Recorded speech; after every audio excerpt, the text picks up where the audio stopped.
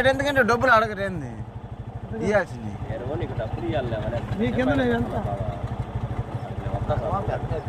అది కాదు, దానికి ఒక పద్ధతి ఉంటుంది, తీసుకోవడం కానీ ఇచ్చేయడం కానీ.